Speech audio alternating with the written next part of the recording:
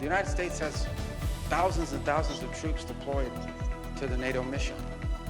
And we've made very clear, I think it was made very clear at the summit just a few days ago at the meeting of the defense minister level, we're not leaving NATO, we're not leaving, I mean, we may move a couple thousand troops from one country to another, but this has always been the case, this has always happened.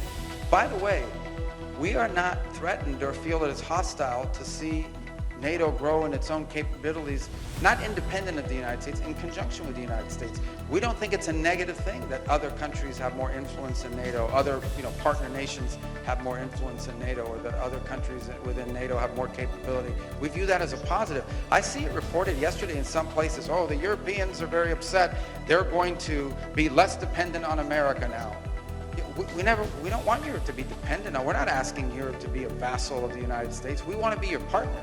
We want to work with Europe. We want to work with our allies. We want to work in cooperation with you. And our point has been and continues to be, the stronger you are, both on an individual basis in terms of countries and collectively as an alliance, the stronger the members of NATO are, the stronger NATO is. Let me go first on your question. I'm not going to talk about attacks on Iran or anything of that nature, because the president's made clear he prefers diplomacy and an outcome of negotiated settlement. Now, we're dealing with radical Shia clerics. Okay? We're dealing with people who make geopolitical decisions on the basis of pure theology, and it's a complicated thing. I mean, no one's ever been able to do a successful deal with Iran, but we're going to try. Steve Witkoff and Jared Kushner will be traveling. I think they're traveling right now to have important meetings, and we'll see how that turns out.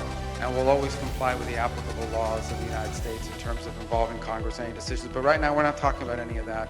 We are postured in the region for one simple reason, and that is that we understand that there could be threats to our forces in the region. We've seen them be threatened in the past, and we want to make sure that we have sufficient capacity to defend them if, God forbid, that were to happen.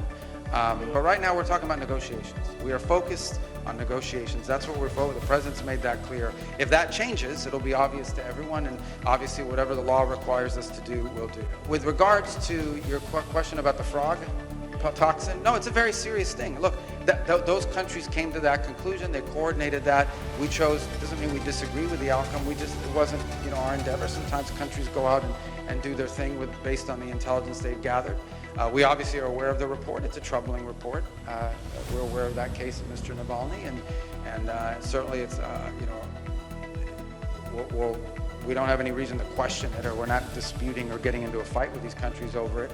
But it was their report, and they put that out there.